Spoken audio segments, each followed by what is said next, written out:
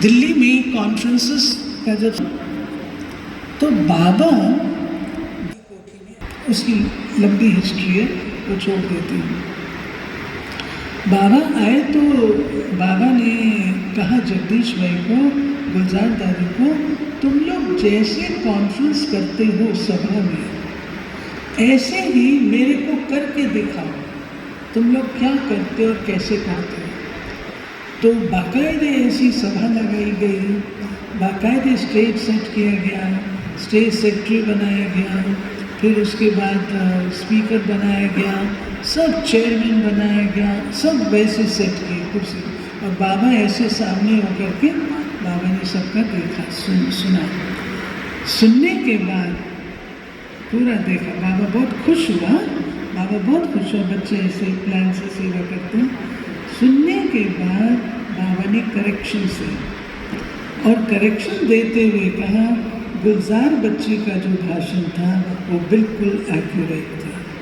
दादी को बाबा ने बेस्ट स्पीकर का अवार्ड कहो, सर्टिफिकेट कहो, वो दिया। इस प्रकार से गुलजार दादी का बाल्यकाल से आज हम सब वतन, अव्यक्त मिलन, अव्यक्त स्थिति, अव्यक्त लोक, इन सब की अनुभूति करते हैं। ब्रह्मा ने संकल्प से सृष्टि रची, वो ये अव्यक्त, इस अव्यक्त का जो पूरा राज है, सूक्ष्म वतन का राज है, संपूर्ण कर्मातीत का राज है, ये उस स्थिति को प्राप्त करना है। ये सारा राज अगर खुला तो हमारे आदरणीय गुलजार दादी के दिव्य दृष्टि के द्वारा। जोर से ताली बजाओ दादी।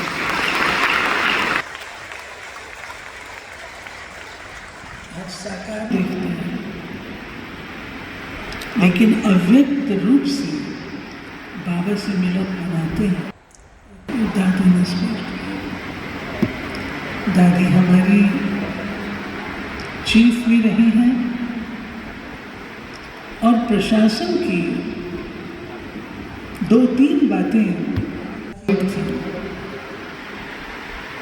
पहली बात, प्रशासन में अति अनिवार्य है कि हम दूसरे की बात सुने। जब तक आप सुनेंगे नहीं तब तक आप निर्णय नहीं दे सकते। प्रायः हम लोग सुनते कम हैं, कहते हम समझ गए, आप जो कहना चाहते हैं वो हम समझ गए। दादी ऐसे नहीं करती थी। दादी अगले व्यक्ति को जो उसके सामने आता था उसकी बात पूरी तरह से संतुष्ट होता था। ये पहली चीज दादी के अंदर थी। दूसरी प्रशासनिक कला थी अंडरस्टैंड करने की, अगले व्यक्ति को समझने की, किसके ऊपर क्या गुजरती है। दादी कहती थी मैं अच्छी तरह जानती, क्योंकि मैंने वो क्रॉस किया है। तो समझना दूसरी शक्ति थी। तीसरी शक्ति जो बाबा भी वर्णन करते हैं मूल्यों में, सम्मानने की शक्ति। गुलजार दादी में सम्मानने की शक्ति सागर की तरह थी। कोई बात मजाल है, बाहर आ जाए, असंभव। चौथी बात, दादी के अंदर निर्णय और परखने की शक्ति थी, और वो इसलिए थी क्योंकि दादी की बुद्धि बिल्कुल क्लियर थी, क्लीन थी, तो परख भी सकती थी और ठीक निर्णय भी दे सकती थी। इसी बात सुना के समाप्त करूँगी। मैं दिल्ली पांडुभवन में दादी के साथ रही, तो दादी से तो बहुत सारी चीज़ें सीखने को मिली। दादी को मैं कहती हूँ, वहाँ थी तो हम सब कन्याएं इकट्ठे रहती थी, तो सब कन्याएं बात करती थी मेरे साथ, बड़ी खुश होती थी कि सब कुंवारियाँ मेरे से बात करती। नेचुरली यंग एज होती है और आप एक्सेसिबल लोग आपसे बात करते हैं, तो आपको लगता है भी मैं इम्पोर्टेंट हूँ, मेरे साथ सब बात करते हैं। सब बात करते थे। मैंने दादी को कहा, मैंने कहा दादी, सब मेरे साथ बड़े प्यार से अपने दिल की बात करते हैं। मैं तो अच्छे हिसाब से कहा, अब दादी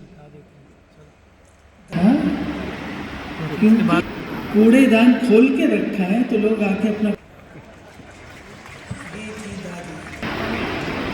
ये थी दादी, इस तरीके से सबक सिखाती थी।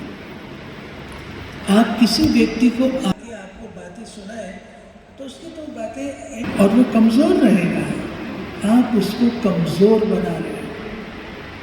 इसलिए दादियों की बातों में बड़े गहरे राज होते हैं जो एक आपको सुनाए। ओम शांति।